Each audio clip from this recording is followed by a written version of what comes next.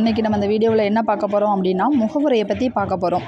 முகவுரைனா என்ன அப்படின்னா, ஒரு அரசியலமைப்போட அறிமுகம். அரசியலமைப்பின் அறிமுகம்னா என்ன அப்படின்னா, நம்மளுக்கு அரசியலமைப்பு எழுதியிருக்காங்களா, அதில் என்னென்ன நோக்கங்கள் இருக்குது, என்னென்ன கொள்கைகள் இருக்குது அப்படிங்கிறத ஃப்ரண்ட் பேஜில் நோட் பண்ணியிருப்பாங்க. அதுதான் முகவுரை. அதாவது அரசியலமைப்போட சுருக்கம் சொல்லலாம். அதை தான் நம்ம என்னன்னு சொல்கிறோன்னா முகவுரைன்னு சொல்கிறோம். முகவுரை எதுக்கு மட்டும்தான் தேவைன்னா, எழுதப்பட்ட அரசியலமைப்பு சட்டத்துக்கு தான் தேவை. எந்த அரசியலமைப்பு சட்டம் எழுதியிருக்காங்களோ அதுக்கு தான் நம்மளுக்கு முகவுரை தேவை. எழுதப்பட்ட அரசியலமைப்பு சட்டம் வந்து எந்த நாட்டிலேருந்து நம்ம எடுத்திருக்கோம்? அமெரிக்காவிலேருந்து நம்ம எடுத்திருக்கோம். இப்போ ஃபஸ்ட்டு ஹெட்டிங் பாருங்கள், இந்திய முகவுரை வரலாறு. இந்திய முகவுரை எங்கேருந்து எடுத்திருக்கோம் அப்படின்ட்டு கேட்காங்க. இந்திய முகவுரை வந்து நம்ம அமெரிக்க அரசியலமைப்பிலிருந்து 1787 எடுத்திருக்கோம். முகவுரையின் மொழி, அதில் என்ன லாங்குவேஜ் எழுதணும் அப்படிங்கிறத ஆஸ்திரேலிய அரசியலமைப்பிலிருந்து நம்ம எடுத்திருக்கோம். இந்த அரசியலமைப்போட அதிகாரங்கள் வந்து மக்கள்கிட்ட இருந்து தான் பெறப்படுது அப்படின்ட்டு அந்த முகவுரையில் முதல் மற்றும் கடைசி வரி கூறுகிறதுன்னு சொல்லியிருக்காங்க. இந்த இந்திய முகவுரை வரலாறில் முகவுரை வந்து அரசியலமைப்பிலிருந்து தான் எடுத்திருக்காங்க. முகவுரையோட மொழி வந்து தென்னாப்பிரிக்காவிலேருந்து எடுத்திருக்காங்க. இந்த முகவுரையோட அதிகாரங்கள் வந்து மக்கள்கிட்டருந்து பெறப்படுது அப்படின்னு சொல்லிட்டு முதல் வரியிலையும் கடைசி வரியிலையும் சொல்கிறாங்க. நேருவின் குறிக்கோள் தீர்மானம். இந்த முகவுரையை யார் உருவாக்குவா அப்படின்னா, ஜவஹர்லால் நேரு தான் எழுதுவாங்க. அவர் அதாவது அரசியலமைப்பு கூட்டம் 3வது கூட்டத்தில் நடக்கும்போது டிசம்பர் 13, 1946 அன்னைக்கு அவர் வந்து தனது குறிக்கோள் தீர்மானத்தை வந்து அரசியல் நிர்ணய சபையில் கொண்டு வருவார். ஆனால் அது வந்து அரசியல் நிர்ணய சபையால் ஜனவரி 22, 1947 அன்னைக்கு தான் ஏற்றுக்கொண்டு இருப்பாங்க. அதுக்கப்புறம் அதையே சரி முகவரையை வச்சுக்கலாம், நல்லா இருக்குது, குறிக்கோள் தீர்மானம் மாதிரி இருக்குது, இது நம்ம முகவரையாக வச்சுக்கிடுவோம் அப்படின்னு சொல்லிட்டு அதுக்கப்புறம் முகவரையை வச்சுக்கிட்டாங்க. இந்த முகவரையின் உட்கூறுகள். முகவரையில் என்னதெல்லாம் இருக்கும் அப்படின்னா, முகவரையில் மக்கள் தான் எல்லாமே அப்படின்ட்டு இருக்கும். இயல்புகள் அதில் என்னெல்லாம் சொல்லியிருப்பாங்கன்னா, இறையாண்மை, சமத்துவம், சமயசார்பற்ற மக்களாட்சி, குடியரசுன்னு சொல்லியிருப்பாங்க. நோக்கங்கள் நிதி, சமத்துவம், சுதந்திரம், சகோதரத்துவம். ஏற்றுக்கொள்ளப்பட்ட நாள் 26, 1946. இந்த நாளை தான் நம்ம அரசியலமைப்பு தினம்ன்ட்டு சொல்கிறோம். முகவுரையின் அதிகாரங்கள். முகவுரையில் என்னென்ன அதிகாரம்லாம் இருக்குது அப்படின்னு பார்த்தோம்னா, முகவுரைக்கு சட்டம் இயற்றும் அதிகாரம் இருக்குதா எல்லாம் கிடையாது. சட்டம் இயற்றும் அதிகாரம் இல்லை. சரி, சட்டம் இயற்றுவதை தடை பண்ணுறதுக்கான அதிகாரமாவது முகவுரையில் இருக்கானா, அந்த சட்டம் இயற்றுவதற்கான தடைமுறை செய்யப்படும் சட்டம் ஏற்றக்கூடாது அப்படிங்கிற தடை பண்ணுற அதிகாரமும் முகவுரைக்கு கிடையாது. இந்த முகவுரையை நீதிமன்றம் நிறைவேற்றலாமா அப்படின்னா, நீதிமன்றமும் இதில் இன்வால்வ் ஆக முடியாது.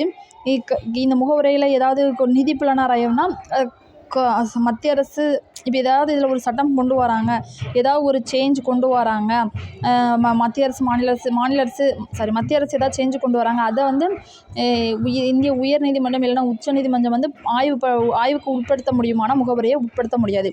நிதி புலனார் ஆய்வுக்கு உட்படுத்த முடியாது. இந்த இந்திய நீதிமன்றங்கள் வந்து தேவைப்பட்டால் முகவுரையை தங்களோட வழிகாட்டியை வேணால் வச்சுக்கிடலாம். இதுதான் முகவுரையின் அதிகாரங்கள். முகவுரை அரசியலமைப்போட ஒரு பகுதியாக இல்லையா அப்படின்ட்டு ஒரு 5 வழக்கு இருக்குது. அந்த வழக்கில் என்னென்ன தீர்ப்பு கொடுத்துருக்காங்கன்னு பார்க்க போகிறோம். முதல்ல வந்து என்னென்னா, பெருவாரி யூனியன் வழக்கு.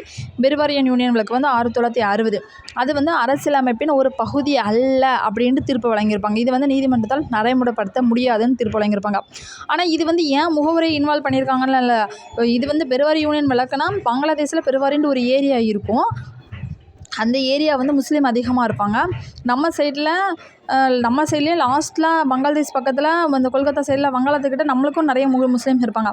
அதனால் இந்த பகுதியை அவங்க மாற்றி கேட்பாங்க. நாங்கள் வந்து அங்கே வந்து ஹிந்து இருப்பாங்க, நம்ம சைடில் முஸ்லீம் இருப்பாங்க, அதனால் இந்த பெருவாரிங்கிற இடத்த நீங்கள் எங்களுக்கு மாற்றி கொடுங்க அப்படின்ட்டு நேருவும் அந்த நம்ம பங்களாதேஷோட பிரதமர் நூனும் ஒப்பந்தம் போடுவாங்க. அதுக்கப்புறம் அது லாஸ்ட்டில் ஒரு வழக்காக வந்துடும். அந்த வழக்கு வந்து வேறு. ஆனால் லாஸ்ட்டில் வழக்கு முடியும் போது என்ன சொல்லிடுவாங்கன்னா, முகவுரை அரசியலமைப்பின் பகுதி அல்லன்னு சொல்லிடுவாங்க. அப்புறம் கேசவானந்த பாரதி வழக்கு.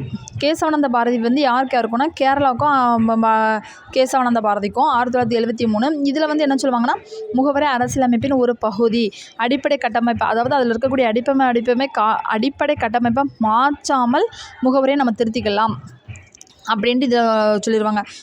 எஸ்ஆர் பொம்மை விளக்கு 1994. இதில் என்ன சொல்கிறாங்கன்னா முகவரி அரசியலமைப்பின் ஒரு பகுதின்னு சொல்லிட்டாங்க. அடுத்தது எல்ஐசி விளக்கு 1995. இதில் என்ன சொல்கிறாங்கன்னா முகவரி அரசியலமைப்பின் ஒருங்கிணைந்த பகுதி. நீதிமன்றத்தால் நேரடியாக முகவரியை நடைமுறைப்படுத்த முடியாது அப்படின்ட்டு சொல்லிட்டாங்க. நீதிமன்றத்தால் இதை நேரடியாக நடைமுறைப்படுத்த முடியாது. ஆனால் அவங்க வந்து இதை இந்த அடிப்படைத்தன்மையை மாறாமல் வேணால் மாற்றிக்கிடலாம் அப்படிங்கிற மாதிரி சொல்லியிருப்பாங்க. அதுக்கப்புறமே யாருன்னா ராஜ் நாராயணன் விசஸ் இந்திராவந்தி விளக்கு 1975. இதில் என்ன சொல்லியிருப்பாங்கன்னா இது வந்து தேர்தல் வழக்குன்னு சொல்கிறாங்க. இது வந்து அடிப்படை கட்டமைப்புகளில் முகவரியும் ஒன்று அப்படின்ட்டு சொல்கிறாங்க.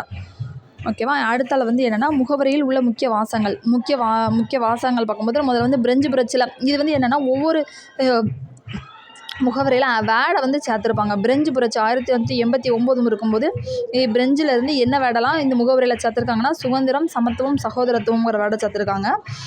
ரஷ்ய புரட்சி 1917 அப்போ என்ன சொல்லி சேர்த்துருக்காங்க அப்படின்னா அரசியல் பொருளாதார சமூக நீதிங்கிற வேடை ரஷ்ய புரட்சியிலேருந்து 1917 சேர்த்துருக்காங்க. அதுக்கப்புறம் 1976 42வது சட்டத்திருத்தம் இந்திரா காந்தி அவங்க கொண்டு வந்தது. அதில் வந்து சமதர்மம், சமயசார்பின்மை, ஒருமைப்பாடு அப்படிங்கிற வேடை கொண்டு வந்திருக்காங்க. இது ரொம்ப இம்பார்ட்டன்ட். அதுக்கப்புறமே முகவரியின் திருத்தங்கள்னால் என்னென்னா முகவரியை எப்போ திருத்தியிருக்காங்கன்னா இப்போ வர ஒரே ஒரு திருப்பம் மட்டும் தான் திருத்தியிருக்காங்க. 42வது சட்டத்திருத்தம் 1972 படி திருத்தியிருக்காங்க. இதெல்லாம் அங்கேருந்து எடுத்து நம்ம கான்ஸ்டியூஷன் எழுதும்போது இயரை பாருங்கள் 1789 எடுத்திருக்காங்க. இந்த ரஷ்ய புரட்சியிலேருந்து பிரெஞ்சு புரட்சியிலேருந்து எடுத்திருக்காங்க. ரஷ்ய புரட்சி எல்லாமே இதெல்லாம் இந்திய அரசியலமைப்பு சட்டம் நடக்கிறதுக்கு முன்னாடியே இருந்து எடுத்தது. இதை மட்டும்தான் இந்திய அரசியலமைப்பு சட்டம் எழுதுனதுக்கு அப்புறம் எடுத்தது. ஸோ இதை தான் நம்ம ஒரே முறை திருத்தியிருக்கோம். இதெல்லாம் அவங்க அங்கேருந்து எடுத்தது அந்த புரட்சி நடக்கும்போது. அடுத்தது இதில் வந்து என்னென்னா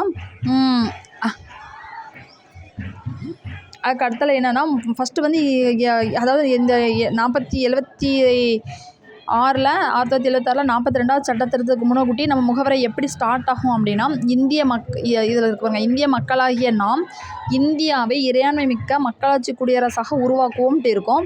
இந்த 42வது சட்டத்திருத்தம் 1976க்கு பிறகு இந்திய மக்களாகிய நாம் இந்தியாவை இறையாண்மை மிக்க சமதர்ம சமயசார்பற்ற மக்களாட்சி குடியரசாக உருவாக்குவோம்ட்டு இருக்குது.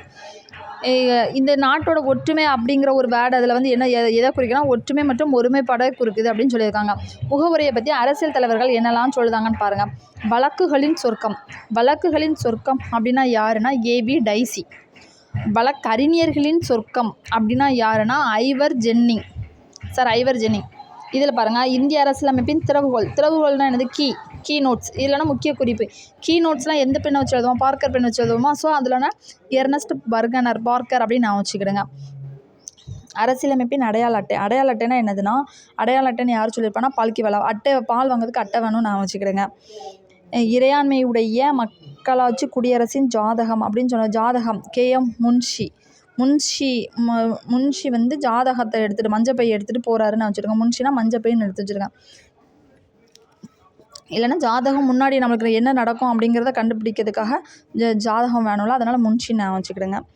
அரசியலமைப்பின் ஊன்றுகோல் ஆன்மா அணிகலன் அளவுகோல். இப்போ ஊன்றுகோல் ஆன்மா அணிகலன் அளவுகோல் நம்மளுக்கு வந்து நம்ம வீட்டில் பெரியவங்க இருந்தாங்கன்னா அவங்க நம்மளுக்கு ஊன்றுகோலாக இருப்பாங்க, ஆன்மாவாக இருப்பாங்க, நம்மளுக்கு ஹெல்ப் பண்ணுவாங்க, அணிகலனாக இருப்பாங்க. அப்போ முன்னோர்கள் என்ன தாத்தான்னு சொல்லுவோமோ அப்போ தாகூர் நான் வச்சுக்கிடுங்க. தாகூர் தாஸ் பார்கவா. எங்கள் நீண்ட நாள் கனவும் ஆசையும் அப்படின்னு சொன்னவர் யாருன்னா அல்லடி கிருஷ்ணசுவாமி ஐயர். அமெரிக்க அரசு முகவரியை விட மேலானது. அரசியலமைப்பு சட்டத்தின் உயிர் மூச்சாகும். இங்கே இருக்க முகவரி அரசியலமைப்பு முகவரியை விட மேலானது. இது வந்து அரசியலமைப்பு சட்டத்தோட உயிர் மூச்சு அப்படின்னு சொன்னவர் யாருன்னா நீதிபதி இதயத்துல்லா. ஸோ ஒரு திருப்பி ரீகால் பண்ணிடலாம் என்னெல்லாம் சொல்லியிருக்கோம் அப்படின்ட்டு. முகவரை வந்து அமெரிக்க அரசியலமைப்புலேருந்து எடுத்திருக்கதா. அதில் இருக்கக்கூடிய லாங்குவேஜ் வந்து ஆஸ்திரேலியாவிலேருந்து எடுத்திருக்கோம். அரசியலமைப்போட அதிகாரங்கள் வந்து மக்கள்கிட்ட இருந்து தான் எடுத்திருக்கோம் அப்படின்ட்டு அரசியலமைப்பு முகவரியில் முதல் மற்றும் லாஸ்ட் லைன் சொல்லுது. குறிக்கோள் தீர்மானம் ஜவஹர்லால் நேரு உருவாக்குனது. அவர் டிசம்பர் 13, 1946 அன்று உருவாக்குவார். அரசியலமைப்பு நிர்ணய சபையால் ஏற்றுக்கொள்ளப்பட்டது ஜனவரி 22 1947. முகவுரையின் அதிகாரங்கள் பார்த்தோம்னா, சட்டம் இயற்றுவதற்கும் முகவரியில் அதிகாரம் கிடையாது. சட்டம் இயற்றுவதை தடை பண்ணுறதுக்கும் இதுக்கு அதிகாரம் கிடையாது. நீதிமன்றங்கள் மூலம் நடைமுறைப்படுத்தக்கூடிய சட்டமும் கிடையாது. நீதி புலனாய்வுக்கு உட்படுத்துவதும் கிடையாது. நீதிமன்றங்கள் இதை ஒரு வழிகாட்டியாக வேணால் பயன்படுத்திக்கிடலாம். வழக்கு பெருவாரி யூனியன் வழக்கு 1960. இது முகவரையை அரசியலமைப்பின் ஒரு பகுதி அல்ல, நடைமுறைப்படுத்த முடியாது, முகவரியை திருத்த முடியாது, நடைமுறைப்படுத்த முடியாதுன்னு சொல்லிடுவாங்க. கேசவானந்த பாரதி வழக்கில் முகவரை அரசியலமைப்பின் ஒரு பகுதி, அடிப்படைக்கு மாறாமல் திருத்தலாம் அப்படின்னு சொல்லிடுவாங்க. எஸ்ஆர் பொம்மை வழக்குலையும் திருத்தலாம் அப்படின்னு சொல்லிடுவாங்க 1994. எல்ஐசி வழக்கு 1995லையும் முகவரி அரசியலமைப்பின் ஒருங்கிணைந்த பகுதி, நீதிமன்றத்தால் நேரடியாக அதை திருத்த முடியாது, அடிப்படை கட்டமைப்பை மாறாமல் வேணால் திருத்திக்கலாம்னு சொல்லிடுவாங்க.